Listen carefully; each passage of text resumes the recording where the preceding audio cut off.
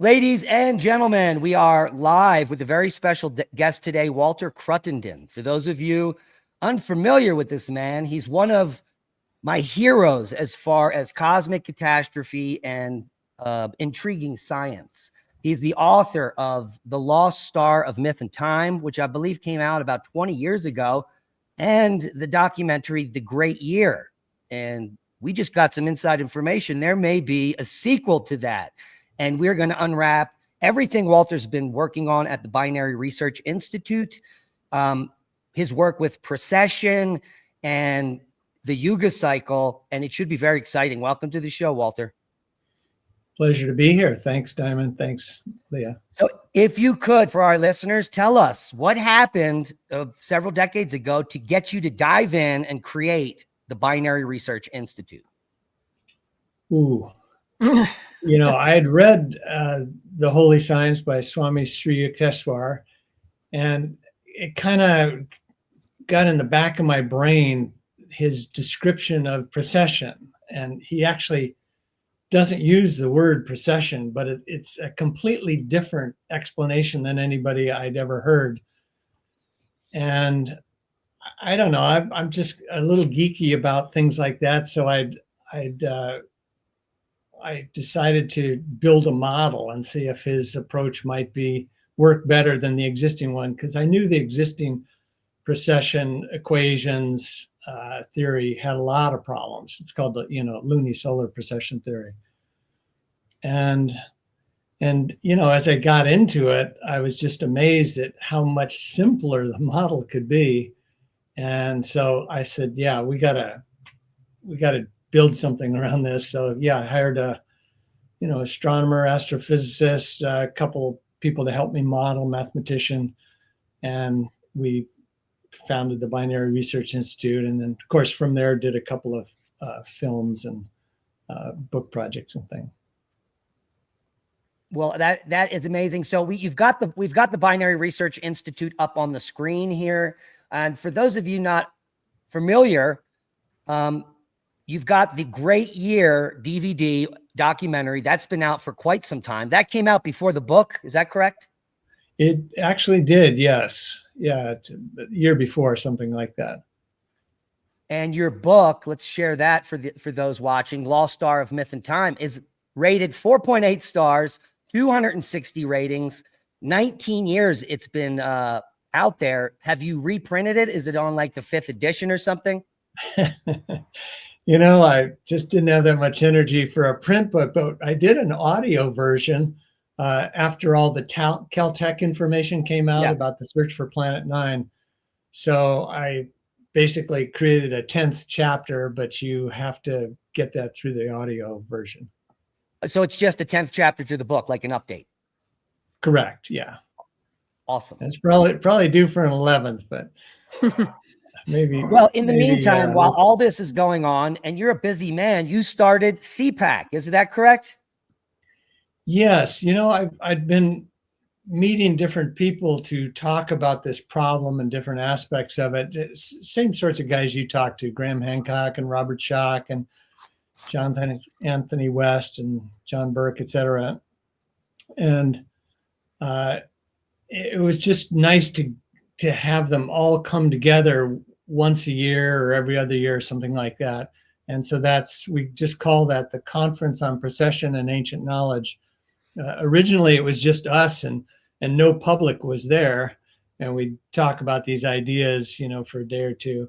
And now, we invite, a few hundred people because we'll have it in a hall. And it's just a good way to share the latest features of our work with each other. It's a fun thing. Yeah, we started a conference, but it only lasted 1 year.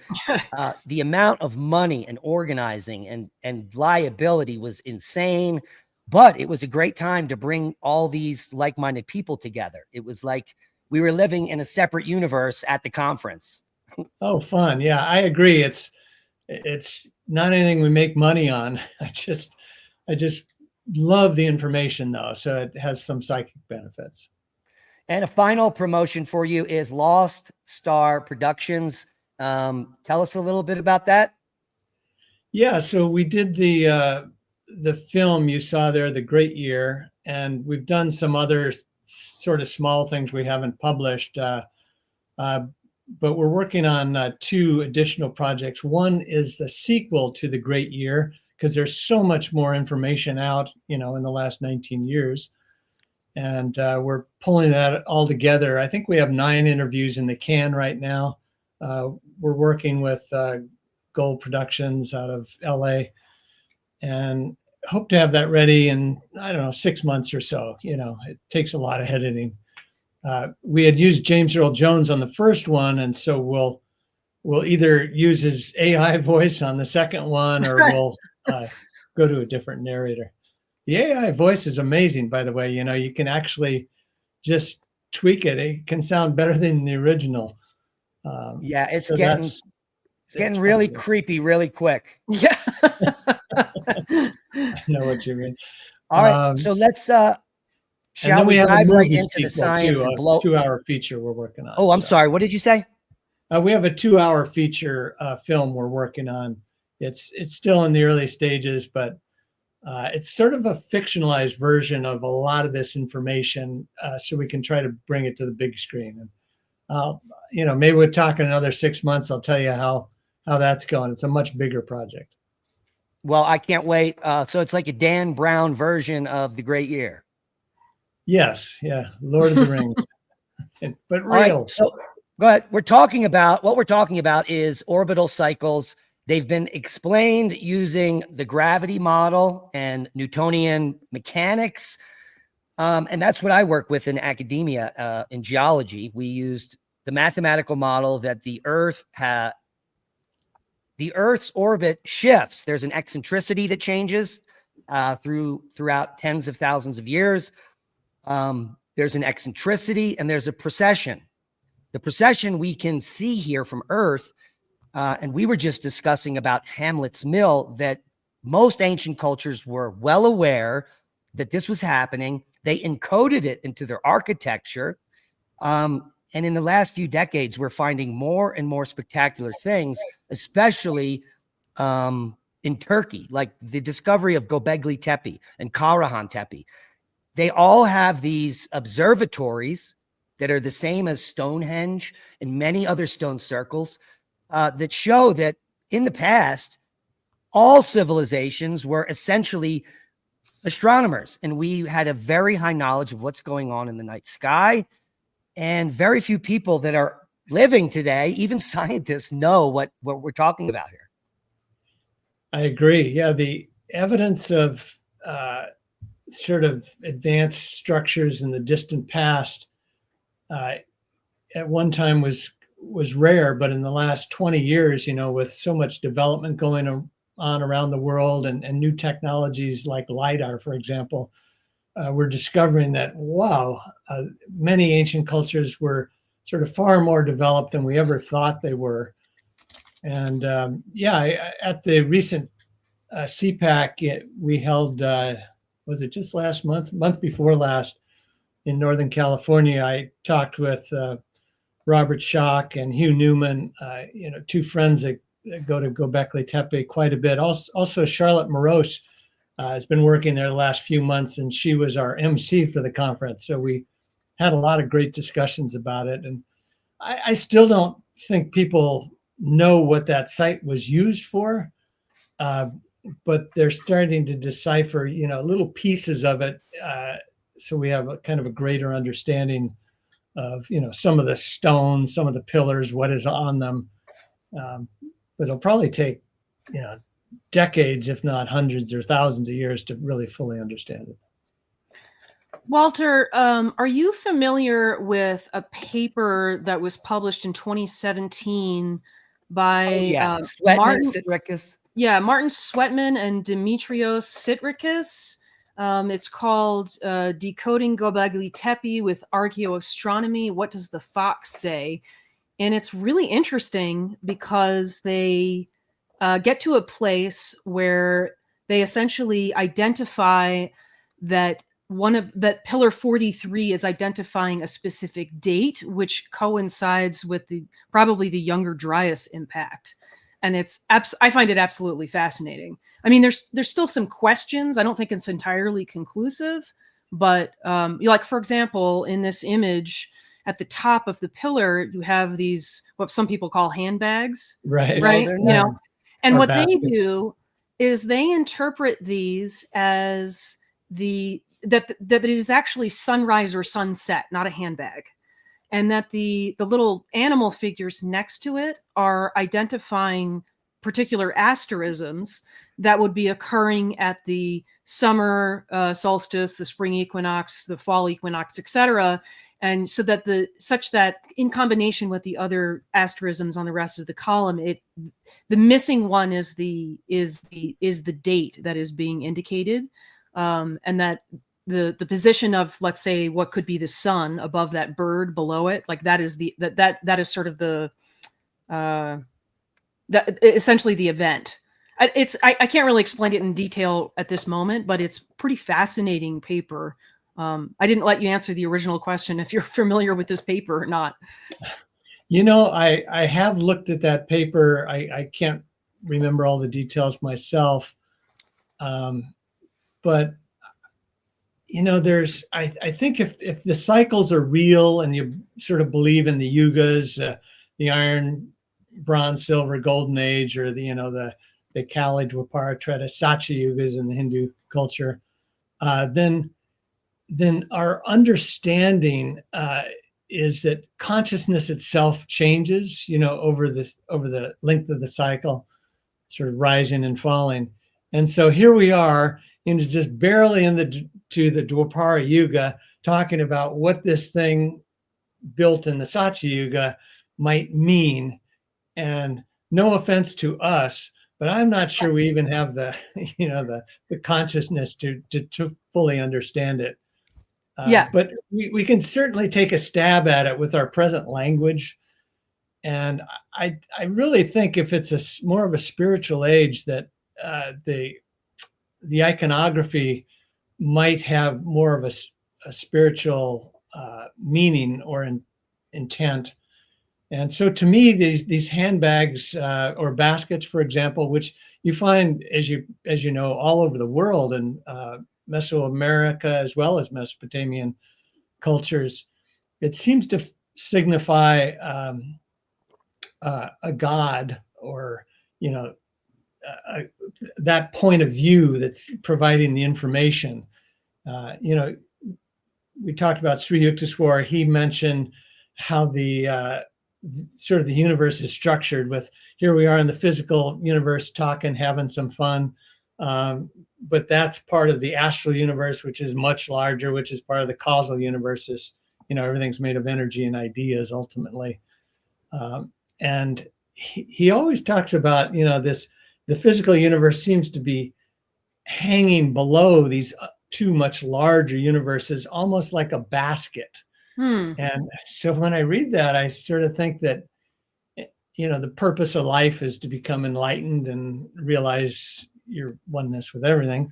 And so one who does that, sort of has mastery over the physical universe, controls that little basket. So that's the way I think of it, that it's a god talking. And so that pillar, might be saying, again, this is really crude, but might be something, that there's several gods providing information, and we don't quite understand the information yet, but it seems to be some stellar information about our position.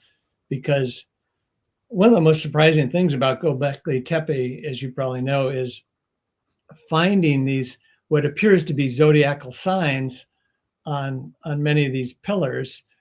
And before Göbekli Tepe, it was thought that the zodiac only goes back a few thousand years, to ancient Babylonia, maybe 2000 BC at the most, something like that. And now here you find it at 10,000 BC. So yeah, it's I don't know what it means, but I just think it means much more than we're able to communicate right now. Yeah, I mean, there's that. Those ideas are really interesting to me, and there's so many potential understandings of what Göbekli Tepe could be about. And one of the things that we've often discussed is the fact that Göbekli Tepe appears to have been intentionally buried. And so we have been hypothesizing that, certainly that the whole structure is some kind of encyclopedia of knowledge. What knowledge exactly that is probably up for debate. But it makes some sense to me, especially because I've heard you talk about, and we have also talked about the idea of in the Golden Age, in the Satya Yuga, that we have telepathic abilities, right? Which would also presume that in the Satya Yuga, people would be aware that eventually we're going to end up in the Kali Yuga and we're not going to have those telepathic abilities anymore, and we're going to forget everything that we knew. So this idea of perhaps Göbekli Tepe being a manner of preserving the knowledge for future ages where we don't have those telepathic abilities is really interesting to me. But then there's this other element that you kind of just brought up, and when Diamond and I were talking about this recently about astrology and the constellations and the zodiac, and how is it that we've been recognizing at least some of the same asterisms for thousands of years. Because I've often said to Diamond, the asterisms are kind of like looking at a cloud and interpreting a cloud. Everybody potentially can see something differently, but somewhere along the way we've been, I guess, passing this information from generation to generation once we've lost our telepathic abilities. So perhaps that's how we've managed to retain some of the similar interpretations. I mean, in the Sweatman and Sitricus paper, some of the asterisms that they recognize are not things that we recognize. So that's, a potential issue with the paper, but certainly worth exploring what the relationship of those asterisms to the ones we recognize today might be. That's a good point. There's another person, David Matthews. I don't know if you know him. He's spoken at a few CPACs, written a number of books on what many of these ancient icons mean as it relates to constellations and stellar positions and things like that. You might have him on the show someday, so I think he could shed some light on specific iconography as it relates to specific constellations. How do you spell his last name? Matthews. I think it's Matthhies. IES. Okay. So, Walter, we're looking at the Yuga cycle here. And now the Yuga cycle, according to science, represents the axial precession of the Earth, which most scientists agree is the Earth wobbling on its axis at 23 degrees or so. Now, the problem with that is, and you know it because I heard you say it before in an interview, is that when you look out into the solar system, from our perspective, there is no evidence that the Earth is wobbling, but it appears as if the solar system may be wobbling. Well, I think just to be precise on it, I do think that the axis wobbles a few arc seconds per year. So you can't constrain it all to zero, but the motions of the moon relative to the Earth and the sun indicate that it's can't be more than a few arc seconds per year. And so, the sun moves across the sky at 50.4 arc seconds per year, and the most recent 10-year period, say. And if the axis is only wobbling a couple of arc seconds per year, then you need another explanation. Then, of course, that other explanation is that the whole solar system is effectively moving and giving us this changing orientation to inertial space. And I know it's almost blasphemy out there, because people say, well, the precession of the equinox, that's where that term is first used, where the sun's moving backwards instead of processing through the zodiac, it's precessing. And then, hundreds of years go by and they come up with the, it must be due to the wobbling axis. So even though that theory doesn't quite hold up real well, nobody has a better theory that's proven. And so they name any axis that wobbles precession. So it gets really confusing because people say, well, the reason we see precession is because the Earth's axis is precessing. And I think it's one of these word problems that sort of leaves us in a place where there's not that many people looking for what the real cause is, because we need to separate the observable, the sun moving across the sky at 50 arc seconds, and our changing orientation to the fixed stars, versus the possible cause or causes. And one cause, yes, is axial wobble, but there's not enough wobble there going just on the Earth itself to explain the sun's entire motion. And I think it's important, maybe just for a second, to go back to how this problem is sort of first surfaces. We're just coming out of the long dark ages with Copernicus in 1543. He writes De Revolute Onibus, and what he's trying to do is sort of bring back the Greek way. The Ptolemaic way of looking at the solar system has existed for the last 1,500 years or so, almost 2,000 years, where the Earth is in the center and everything goes around us. The sun rises in the east, the planets rise in the east, moons rise in the east, sets in the west, etc.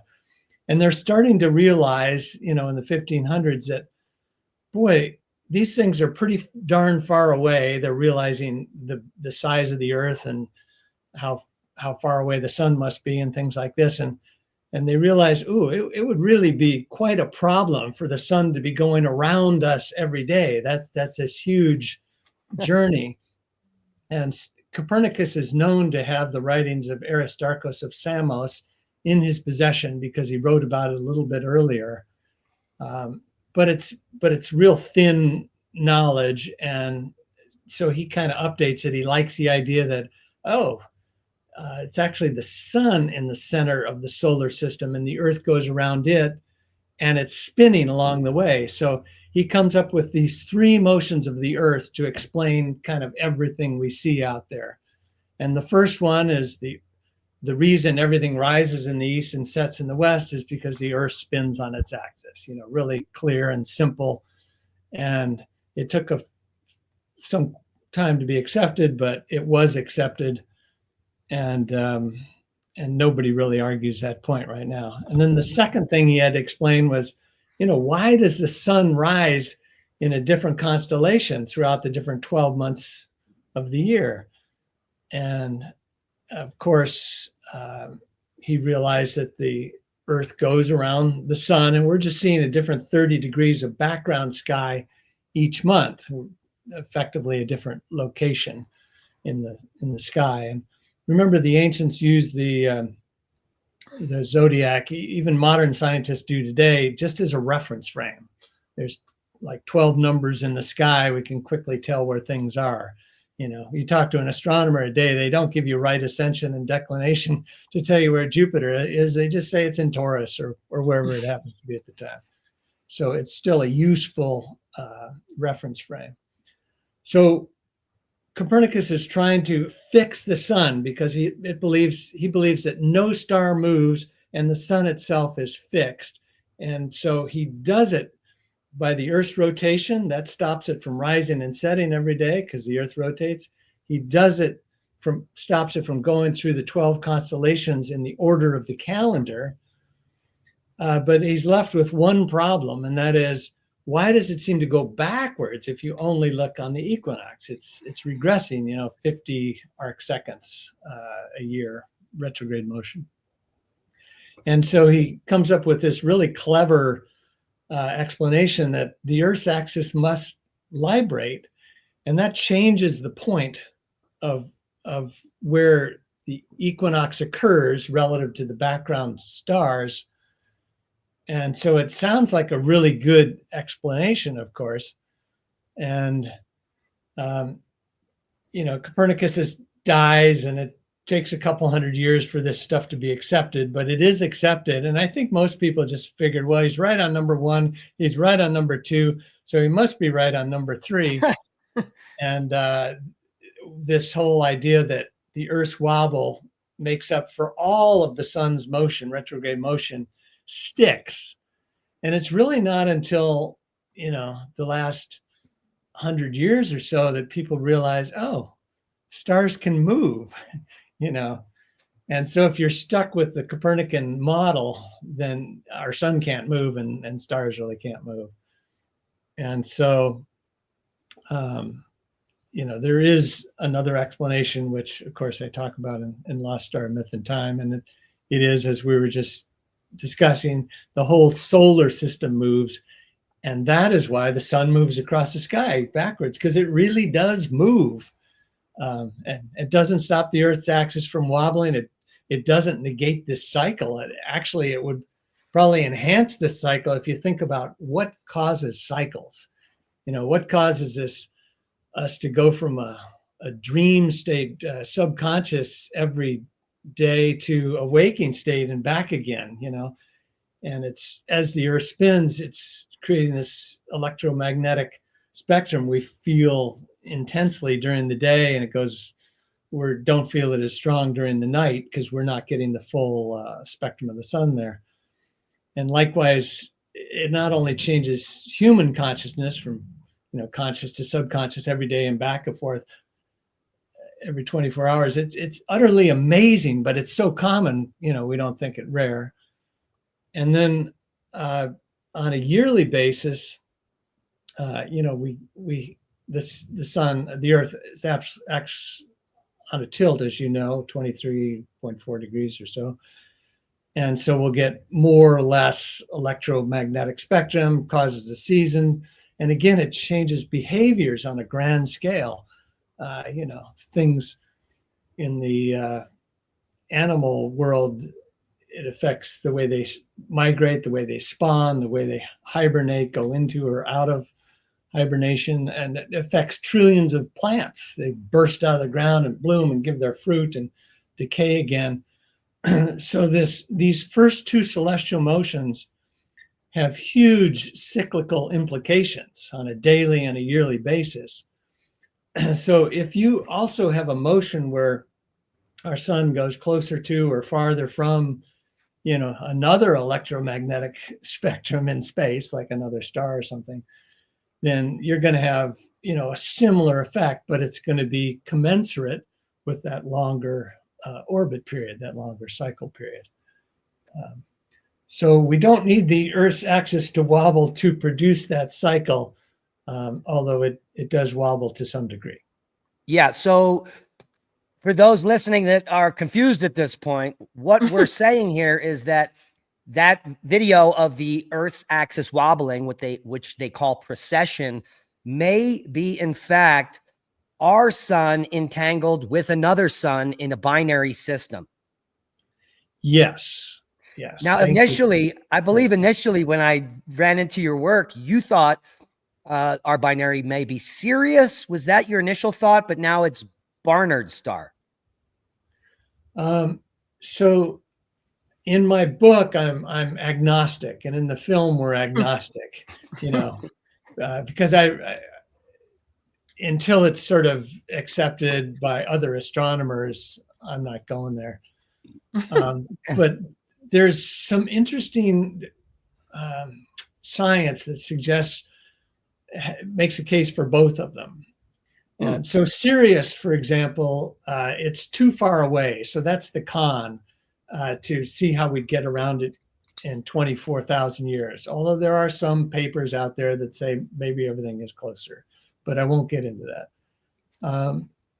But the connections are, as Sirius B goes around Sirius A, it's a 50-year orbit, and it's exactly in line 5.0 to 1 resonance with Pluto. And many of the dwarf planets seem to be sort of tugged in that direction. So there's something going on there. Also, scientists for hundreds of years have noticed that Sirius doesn't seem to precess like other stars. This is it's mentioned in the Dendera ceiling glyph from ancient Egypt. And, when that was found by the French scientists in the 1700s, 1800s, they had tremendous conversations about this. The head of the history of science at Caltech now talks about this. There's a wonderful paper. I'll try to think of the name of it.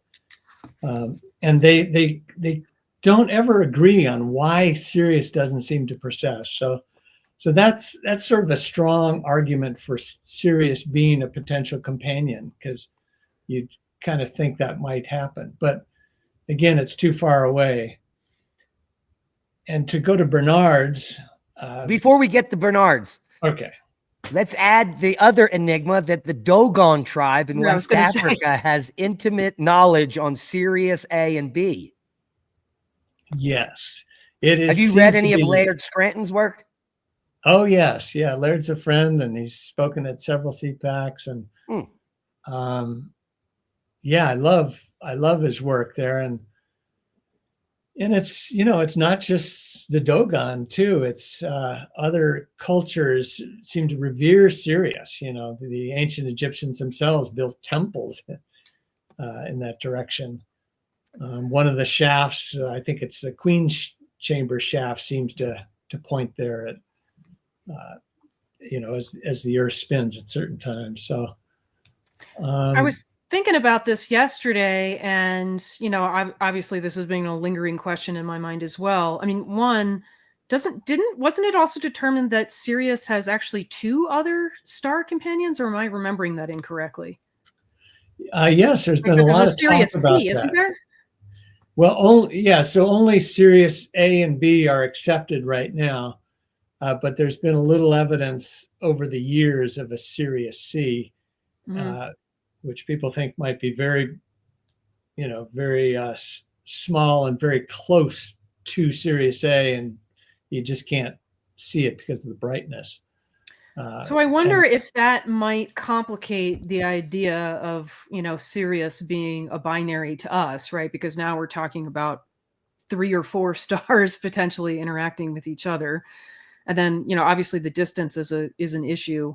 But then I started wondering, well, maybe the Dogon just knew about Sirius because of the golden age, the age of information just coming to us, right? Like when I go back to the very important description that you have about the cycles of the day and the cycles of the year, and that all of those reflect a cycle of enlightenment and darkness, and why should that not be repeating on a grander scale, right? Because as I see it, the universe is scalar, right? That patterns repeat at microscopic levels all the way up to the macroscopic. At least that would be the most elegant description of our universe. So perhaps that knowledge of, like, also I was going to say, on the idea that electromagnetic energy brings in information is the way I'm looking at it. Like I've discussed with Diamond a few times. Back in May, we had a series of solar storms, and personally, those solar storms kept me awake. And it also meant that in that time frame, I felt like I was downloading tons of information. So it just further concretes that idea that the electromagnetic energy, I think, actually contains information and makes it accessible to us. So maybe that's why other cultures have some kind of knowledge of Sirius, which.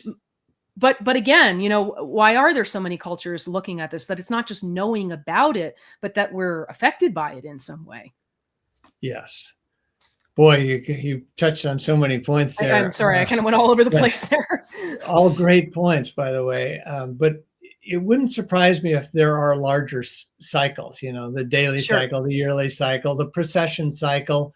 And then some people talk about a longer universal cycle. It's supposed to be a couple million years, something like that, which still doesn't take you around the center of the galaxy, because that's supposed to be like 240 million years, Right. So it's almost like, little tornadoes within a larger hurricane that's spinning around. So yeah, I think those cycles do exist, and I've seen some Eastern writings about it, that right now that we're still in the Kali Yuga, the lowest Yuga of the universal cycle, even though we're now in the Dwapara Yuga of the precession cycle. And so there's speculation of, so we were almost in the darkest of the darkest dark age. Right. Things were pretty bleak. And but can you just imagine what the opposite might be like? You're in a golden age and within a larger golden age. Might be Right. Yeah. Huh. The amazing thing is that we're rediscovering now everything that we already knew. Yeah. Yes, it is. Which, thank God, because it's like we've been missing something. We're kids with amnesia. We didn't know what was wrong. We just knew something was wrong. So yeah, I think it's so important to remember. Put our memories back together to better understand our history, because they say, unless you really know where you've been, you don't know where you're going. And that's where we are in life right now. It seems like we're just figuring out where we're going. I've said So to let's Diamond, talk about, oh, go ahead. I was just going to say, I've said to Diamond many times that I believe that there's a reason why we forget stuff. I personally believe that we reincarnate and that we choose each life that we come into in order to learn something specific. And so we sort of have to forget everything else, because if we remembered all of our previous lives, there wouldn't be a whole lot to learn in this next life. And I kind of look at the Yuga cycle in the same way, that there's a reason why we're forgetting and having to rediscover it all over again. That's like part of the spiritual process. Thought. Yes. Yeah. Beautiful, beautiful thought. Yeah. If we remembered everything and then you're reborn, boy, we'd all be on these little vendettas to, find that goal I buried, or, I still got to get that guy and kill him. It'd just be horrible. We need a clean reset just to have society progress a little bit, right? Yeah. I love your thought there. So let's talk about Barnard's star. Now, I did a cursory review of this because I wanted to know the last time it was the closest to our solar system, and it corresponds to the end of the Ice Age, 11,800 years ago, where many people, including your friend Robert Schoch, believe that a solar outburst took us back out of the Younger Dryas cold to the interstadial we're in today. I tend to lean towards that potentially. With the initiation of the Younger Dryas event 12,800 years ago being a catastrophe of impactors, the end of the mini ice age at 11.7 was a solar outburst. Now, Barnard's star was supposedly closest to our solar system 11,800 years ago and may have caused the solar outburst. That's just throwing it out. Yeah, I mean, so I've studied Barnard's. I've not been able to find that it was the closest, roughly. That's what AI told me this morning. Oh, that's what AI told you. That is said it was closest to our sun 11,800 years ago. Okay, I got to go figure out, because that's sounding so cyclical. That's exactly the information you'd want to hear, because they do project that it'll be closest again, as in roughly, what is it, another 10,500 years, something like that. I think mainstream science puts it 11,800. But when I ask astronomers about that, they tell me, oh, that's just a coincidence. It's going to get close and just race by us.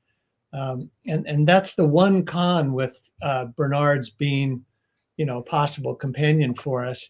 It is the right mass. It's only about a seventh of the sun's mass. So when it does get close, the center of mass, you guys know that physics principle, will actually be within 1 light year, be 0.7 light years away. So it's definitely close enough to go around us.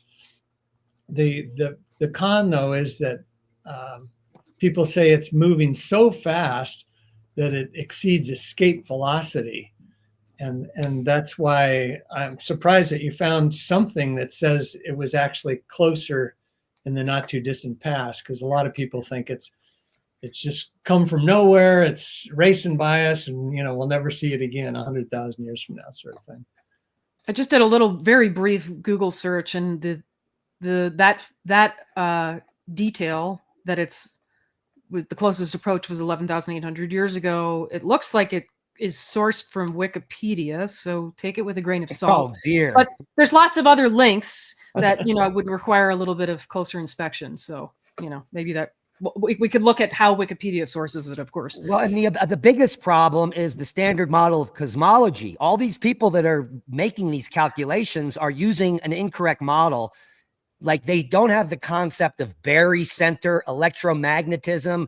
They're using like gravity and drag and things that may not be happening at all. Like, that's why, since I started the show and we've been looking into science, every headline, astrophysicists are baffled at everything. Yes. Yeah. No, it's you tend to grow up in school and think, well, they must know it all. And then you realize they know very little. And, when I do talk to astronomers, astrophysicists, everyone has their area of specialty. And so I like to talk about precession, but I keep running into people that, they study black holes, or they study plasma physics, or they study dark matter. There's so many areas, and that leaves a lot to be discovered, to say the least. Well, it creates a lot of problems too when everybody's in their own little specialized corner, because there's a lack of communication between people. You end up going down a rabbit hole in a very specific area, potentially without realizing that the conclusions that you're coming to don't jive with the conclusions that this person is making over here. Right. One of the things that when I mentioned to you that I studied philosophy of science in college, and I also studied physics with that. And, one of the things that's always bothered me is that we have all of these different areas of science that all use different rules to describe reality. So again, it's just not a very elegant system. And in that respect, Diamond and I have gotten extremely interested in electric universe theory for that reason, because it does provide a pretty scalar description of reality that works at every level. So potentially you could maybe replace the idea of gravity with electromagnetic principles or something like that. That it could be that would be a better universal description about the motion of our universe. Right. Yeah. No, I argue with a physicist friend of mine about that, John Daring, and he's really the nuclear atomic theory regarding stars works really well in a lot of ways. But the electric universe seems to address some problems we don't have answers for. Mm-hmm. And it also fits a little bit too with some of the ancient thoughts. They actually call the Yuga cycle, Sirius mentions this, an electric couple. Yes. So, you wonder what that's about. Well, and so I think doesn't he also today? But yeah. Doesn't he also just sort of describe the different ages in terms of like our understanding of electromagnetism in some respect? I sort of recall that. Maybe I'm thinking of something else that I read. He kind of gives a summary view of it, and so it's important to understand, because it's a hint of what our consciousness is like in each of the different yugas. And so talks about in the lowest age, the Kali Yuga, we're only aware of what we can sense through the five senses. And so there's no knowledge of electricity and magnetism. They exist, and you might see a little bit of phenomena, but nobody understands this or has any theory for it or anything like that, or can make it work in a machine. And so, but it's there all the time. And then, of course, when we come into the Dwapara Yuga, with the Renaissance, the rebirth of the cycle, we start to rediscover, the that everything's made out of cells, and they're made out of molecules, and molecules are made out of atoms, and they have component parts also, and that everything is really energy. And so we're getting into this energy age, and that's the description of the Dwapara Yuga, is the energy age. And he also says space annihilators, and he's saying this in 1894 before planes are really around. But soon you invent things that really compact space. We can, 100 years ago, you couldn't get around the world except for maybe 80 days in a balloon or something. And now you can just zip somewhere pretty quick. And then, of course, we want to understand the yugas that are beyond us, but we have to do that with the consciousness we have today. But he calls the Treta Yuga, which begins about 4100 AD, a time when clairvoyance and telepathy is once again common knowledge. So, boy, that starts to explain a lot of things about a pre-Babel age, and on the way down, sort of there on your chart, you come out of the Treta Yuga. That's when, Babel, God confuses the tongues. We can't understand each other anymore. And so we make up all these different languages, and we don't have these memories anymore. You actually have to invent writing to, versus the Darwinian way we think of it, writing is something we evolved to, and it's kind of crazy, isn't it? That's funny. Yeah, and biblically, the Tower of Babel would be at the end of the Treta as we go into the Dwarpa, which would make is essentially making us dumber or forget things. Yes, yeah, and it seems like at the end of the Treta, there we're building this huge megalithic culture all around the planet too. Yeah, we did have a few things, like Göbekli Tepe, very complex things, but there's many more of these things being built, and it's almost like there's some kind of machine built to help us hang on to some energies, and we're losing that ability. So finally, we forget what they're even used for. Right. By the Kali Yuga. Have you seen this chart before? I think I saw it on your show, if I'm not mistaken, but let me sort of zero in on it here. So this is the cycles of cosmic catastrophe that was created over a period of over 2 decades by Randall Carlson. It's overlaid on that same zodiacal chart, or the Great Year. And the Iron Cross are flexure points where geologic catastrophes or civilization ending events occur. And it's very strange that the majority of them fall on this central flexure point here that we're on right now. We're on the bottom left where those 3 green dots are. And those are all the onset of ice ages in the last several 100,000 years.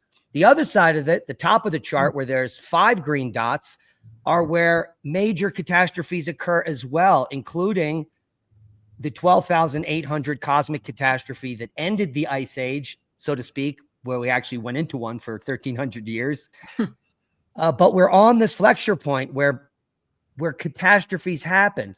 So we've discussed and hypothesized for years what this means. But if we're moving with a binary or in some pattern, it is the flexure point where bad things happen. So it could be an electromagnetic effect. And you talk about entering areas in space, maybe where there's more cometary debris. What do you think's going on at this flexure point? Because we're on it right now. I don't know. I was thrown off a little bit by the zodiac signs. Because of the orientation of the wheel. Right. Yeah. Yeah.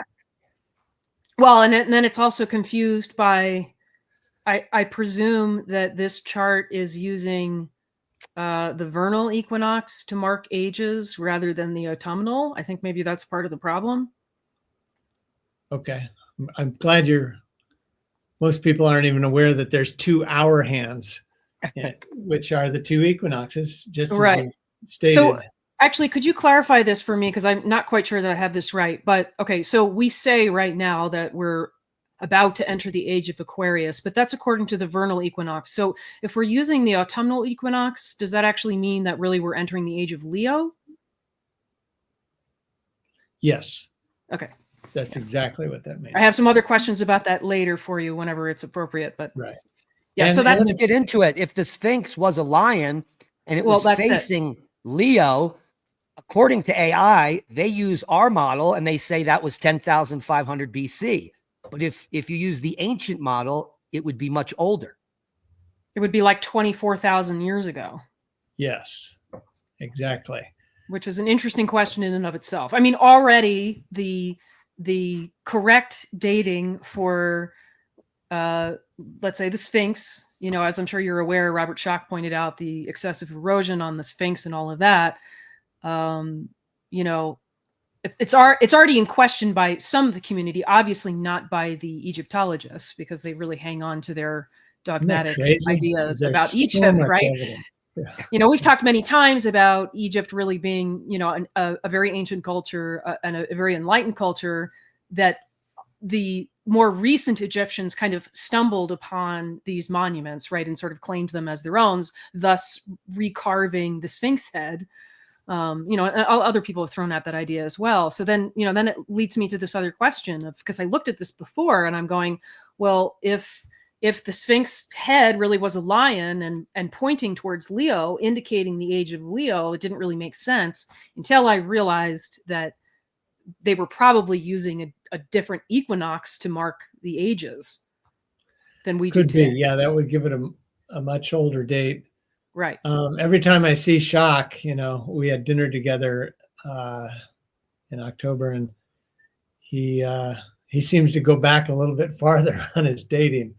I don't know if he's officially doing that or not, but yeah. Do you know, like at this moment, like if he's looking at the Sphinx, how old he thinks it is right now? Yeah. So when I first met him, I actually went to that geological meeting where he presented his information. And I was in a room with, you know, 100 different geologists, and he's up there talking about the weathering and that particular type of limestone, how quickly it'll degrade. And all the geologists were just pretty much nodding. Okay, it sounds good. The controversy only comes from the archaeologists who had their timeline destroyed, you know, by hard evidence, literally hard evidence. Mm-hmm. And so, yeah, they've never accepted it since, which is amazing to me. But at that time, I think Schoch was saying it's, you know, 5,000 years old to 7,500 years old. And he's now like at least 10 to 12,000 years old. Mm-hmm. So he said he just wanted to be conservative at first because he knew that he'd get so much pushback on it. Right. But now it's an open discussion. Right. Because I mean, if it was 12,000 years ago, it would be according to the autumnal equinox, it would be the age of Aquarius. Right. So to make it the age of Leo, it would have to be 24,000 years ago. I mean, it's worth considering, in my opinion, just based on the orientation of the Sphinx, and that it seems pretty obvious to me that it was a lion. Well, if we're working on the Yugas, we're working with the Yugas and we believe them, the megalithic culture that built the pyramids and built the South American megaliths like Ollantaytambo and all those places that have no writing, amazing technology, it would have to be occurring during the golden time at the top. So it can only go back maybe the megalithic culture 1805, because then prior to that you start to get dumber and then you need language. So that's just something to think about. The megalithic culture had to be built during the golden age. Does everyone agree? Yes, but the golden age period is pretty long. Yeah, what, 8,000 years? It is long. To me, it seems like a lot of the megalithic structures are built, you know, I know that dating isn't exact, but it seems to be they're built on the way down, you know. It's almost like, yeah, that's interesting. We're going to lose some knowledge. Let's literally put things in stone so we don't lose that knowledge. And, stone is still today how we keep our memory, silicon. And I think there's some much greater purpose to the megalithic structures that we don't understand. Are you familiar with John Burke's work? No, I'm not. He wrote a book. It's called Seed of Knowledge, Stone of Plenty. Maybe you can find that book cover and toss that up there. Anyway, he's a brilliant guy, and he had worked for Monsanto for a while. Oh my. Yeah, don't hold that against him. I'll just let me just throw out there that Diamond organized the first march against Monsanto in Philadelphia. Okay. So anyway. Yeah, but when he was there, he realized that you can take seeds and give them a slight electric shock, and then that batch of seeds will have a higher propensity to propagate, to actually grow into a plant. Right now you throw some seed on your lawn and, maybe 70% of them will come up if you're lucky, something like that. And so he sort of understood basic geology, and he knew that these pyramids and structures that were built on the earth, that you might have higher electromagnetic charge, just natural charge, where it comes to a pinnacle. And he went around to a bunch of ancient sites, megalithic structures, with ground electrodes and a couple other devices, so he could determine the charge that occurs at that site. And what he found was there's a great charge in most ancient megalithic sites. And so what's happening, the earth spins, as we talked about, and you have this pointy thing, and many of them are built over geophysical discontinuities, which is fault lines or underground water moving, things like that. And so you naturally have more moving electrons in those places. And so when this pointy thing gets to the point and the Earth's turning to where it's facing the sun, the charge on it starts to come up at sunrise, sort of peaks, and then goes back down again. And so he actually took seeds, placed them on certain pyramids, and he might put 100 seeds there, and then he'd keep 100 seeds in the car, and he'd keep 100 seeds at his office, and then he would grow them out. And so you'll see pictures in the book, and the ones that he gave this natural charge just by the earth spinning at these megalithic sites had, across the board, much higher propagation rates. So he's not saying that that's the only reason these are built, but it's one practical reason to have these megalithic structures. And he even found some tribes in, I think it was Guatemala, that still carry seeds to a certain megalithic sites to have them blessed overnight. And what they're doing is they're getting their seeds charged up so they'll grow better the next day when they plant them. That's fantastic. Yeah. So these are telluric currents that are coming up into the pyramid. Yes. Yeah. I think telluric's one name for them. I think he just called it a. Well, and the most telluric currents we can measure are on our pre signals along fault lines. So they're traveling along faults, just like you said. Yes. Okay. But so you wouldn't really see, that's antithetical. Like, let's build the temple on the fault line. Right. But it explains the megalithic interlocking blocks in South America. Oh, yeah. They're earthquake proof because they're building it on a fault. Yeah. Well, and then you throw in there too, the hypotheses about the idea, let's say, of the Great Pyramid actually being some kind of power generator or something like that. I mean, there's a lot of different ideas about that, but that could potentially fit into that equation as well. Yes. John's passed away, but I think we still have some old footage of him at a prior CPAC or something. Maybe I can dig that up and get it to you, and you guys can, your audience would love this sort of thing. Yeah. They'll definitely check out his book too. That sounds really interesting. He found some amazing stuff too. He also went to Avebury, some of the biggest stones, megalithic sites. And I think there's something like, that's Stonehenge. And Avebury has that little town in the middle. It's so big. And probably older than Stonehenge. But he took a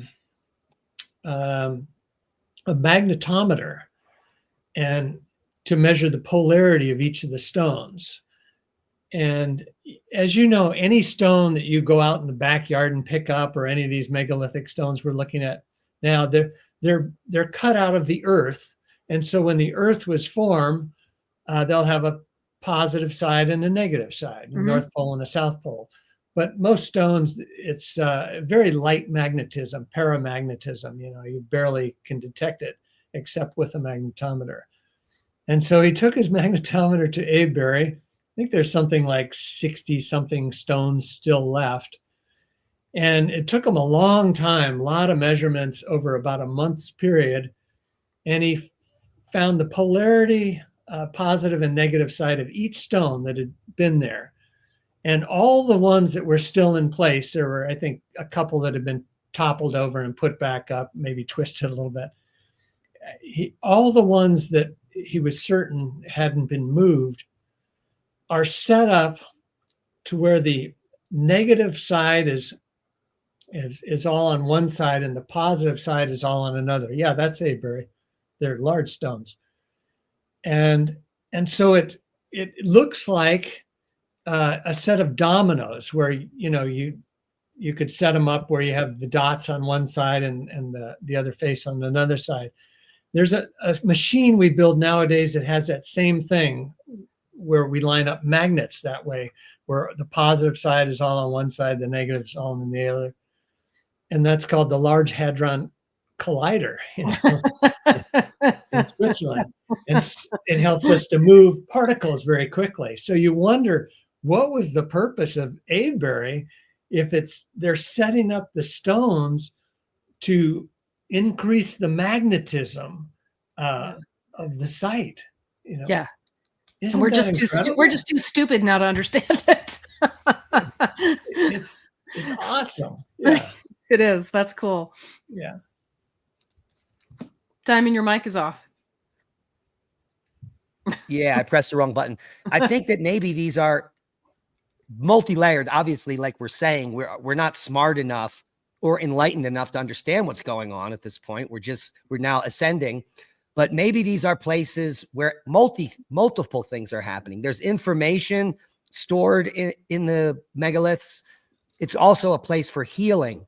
They're using telluric currents to increase some energy there, that if you go into the circle or inside, it's a healing place. So it's good for humanity. Maybe it's also, like Lee and I have talked about, cosmic rays.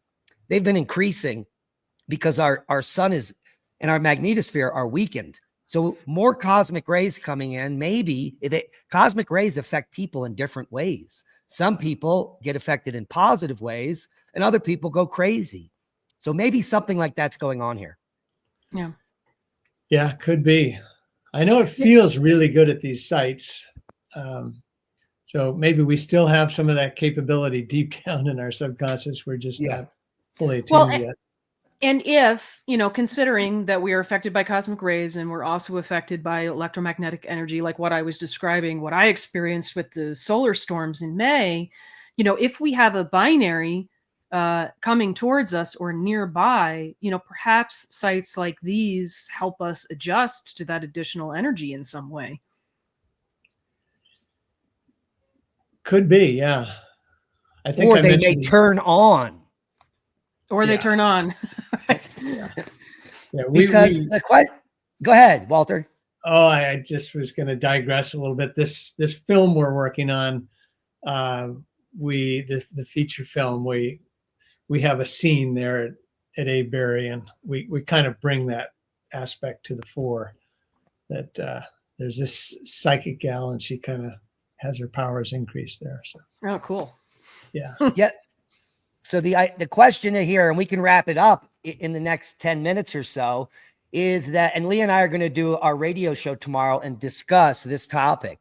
It appears as if for hundreds of thousands of years, we've been building these structures just like at Göbekli Tepe. We've got Karahan Tepe, which is even older, and all these ceremonial circular structures, more recent ones like Stonehenge, we know about. And Stonehenge is just not one place. There are stone circles all across the world. We've got Adam's calendar and all of those stone structures in South Africa. And a new paper coming out is showing Neanderthal structures, circular structures that are hundreds of thousands of years old. So this it's actually not a new paper, by the way. It's from 2016. Okay. Well, that's pretty recent. Yeah. So we've been building these stone circles forever. There's probably millions we don't know about that have been built and destroyed. Yeah, they're on every continent. Go ahead. I guess Korea has the largest number per square mile. So yeah, they're all over the world. So obviously they serve some significant purpose that we've lost sight of. Yeah. And so it could be that, you know, we need a more energetic world to turn these on, you know, whether you measure that in cosmic rays, I don't know, but it wouldn't surprise me that if we are in a binary system, that as the two stars get closer, that the whole system gets a little more energetic. Fascinating. Do you have anything else you want to talk about, Leah?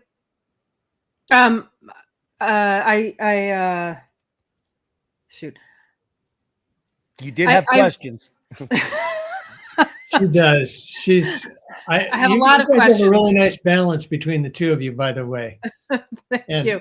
It does. And I love the fact that we can talk about some of this stuff. You know, it wasn't a safe space for many, many years, and it just seems like just in the last year or two, we can have these conversations. Yeah, we don't know everything, but it's okay to get it out there and have people start to research it seriously.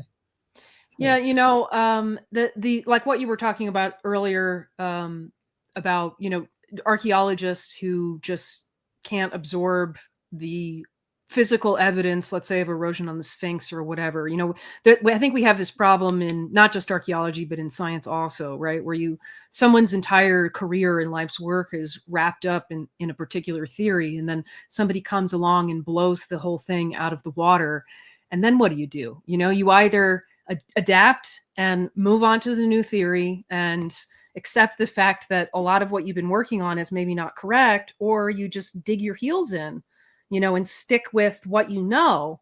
And it's tough because it makes it so hard to shift the paradigm of how we look at, you know, our time on Earth and what we've done in the past. You know, it's hard enough to get through the idea that we're in this cycle of higher consciousness and lower consciousness, because everything that we know up to this point is based on some idea that we were stupider in the past. You know, 6,000 years ago, we were just dumb cavemen, you know, with clubs, you know, killing animals or whatever. And it's like, the more you look, the more you realize that can't possibly be true. And I don't know why it would be, right? Why do we assume that our brain capacity was less, you know, in such a recent time period? I mean, that's not happening with other animals that are, you know, getting smarter and smarter over thousands of years. So like, why would it be happening with us, you know? Yeah, no, the Darwinian paradigm is still very strong. Yeah. But the cyclical idea of a great year was quite prevalent, you know, up until that time. And, you know, there is good evidence that species adapt to their environment. And so you can see why this Darwinian idea is so strong. You know, John Anthony West was a good friend before he passed away. And it drove him crazy that this idea that anything that came before us must be more primitive. So that's how you have to interpret it. Versus it's counter to what the ancients themselves actually said, because, they all speak of a long lost golden age, not all, but many places around the world. And Hesiod's writings are just beautiful on this. And he was considered the #1 Greek historian for many years, the top guy, until people kind of looked at it and says, well, that can't be that, mankind lived to be very ripe old age and he lived in tune with nature, that just can't be.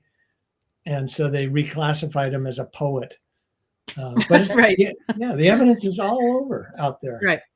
Well, it's funny too how, we had the previous knowledge of a cyclical universe until basically the bottom of the Kali Yuga, right? And then that's when we adopt this very linear thinking about our history, which from the perspective of the bottom of the Kali Yuga, if that's all that ever existed, would be true, right? That we're only progressing, up, but it forgets about the rest of the cycle because we've forgotten all of that, right? Like, because we have to forget all of that in order to learn anything new. Yeah, maybe that's one reason. Yeah, what does Plato call it? You have fire and ice that destroy these cataclysms with a K that cause this cleansing here and there. Well, and that's part of the reason why I think Diamond and I are really interested in the cosmic catastrophe cycle, and that other graph that we were looking at earlier that kind of resembles the Yuga cycle, having these flexure points where we seem to have cosmic catastrophe that would seem to line up in some way to the Yuga cycle is very interesting because it would sort of play into that idea of we have to have the destruction in order to, have the creation to hit the darkness in order to become enlightened again. So maybe that's part of the picture here. Yeah. In the Hindu religion, it's Shiva is also the great destroyer, I believe, right? And yeah. And it's not such a bad thing. It's just part of the cycle. Right. It's the same cycle that we observe all the time, right? It's life and death. It's again, you see the same cycle happening at kind of at our level, and on the larger cosmic scale. Yes. Yeah. And our good friend Robert Felix, not by fire, but by ice. God rest his soul. We're losing a lot of good scientists here, Walter. Mm. Yeah. Well, that's important that you're recording this stuff. So that's really good. Right now, there's a little bit of a discussion about what the higher ages were like. And a lot of people sort of get trapped into this idea, if there were higher ages, where's the evidence? And so, Graham Hancock, terrific guy, has been really pressed upon by the sort of the standard community to produce evidence if there was a much higher age. And yet, if it's not just a higher age in outward stuff that we build, but a higher age in consciousness, maybe we actually choose to live more in tune with nature. Bingo. In a higher age. Mm-hmm. And we have natural skills that don't require tons of technology as an intermediary. Mm-hmm. And so, I want to cut Graham a lot of slack in these guys because I think they're right, but I don't think we're going to find all the evidence that modern scientists are expecting to find. They want to find a museum with machines in it. And I think what we're seeing, we find megalithic structures, we don't understand what they're for. And that's the evidence of a much higher culture, but we don't know it's a much higher culture because our consciousness isn't there yet. Right, exactly. It's back to that issue, let's say, of we don't understand what the function of the Great Pyramid was. That's the evidence right there, it seems to me. Right. We just don't understand it. And I really appreciate what you just said about, not needing the technology in a higher age because we're living in tune with nature. And that's my feeling as well. Like, I don't see the technology that we have today as a point of enlightenment. It just doesn't appear to be that to me. No. It appears to be a manner of assistance in some way, because we're only, I guess, capable of so much. But also a lot of that technology has a lot of downfalls, especially to our spiritual developments. So. Yeah, our civilization is stupid. We're spending billions of dollars sucking plant food out of the atmosphere. I mean, that's where we're at. You're right about that. You're right about that. Yeah, that whole paradigm's going to switch. Yeah. It's been a pleasure, Walter. We definitely want to have you back on the show. Let us know when CPAC 2025 is happening so we can shout that out to our listeners and promote it. And let us know when the documentary is coming out so we can have you on and promote that as well. That sounds great. I look forward to it.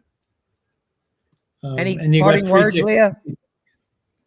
Just remind our viewers and listeners of the websites and the YouTube so that people can visit to learn more about this. We've got the Binary Research Institute. There's a separate website for CPAC, correct? Yes, there is. But they can get there through the Binary Research Institute or through Lost Star Productions, I think. And we will link all of those below. So go check them out and support Walter Cruttenden and his great work. Walter, it's been a pleasure, and we hope to talk to you soon. Thank you so much. Really enjoyed it. Likewise. Thank you, Walter. Bye-bye.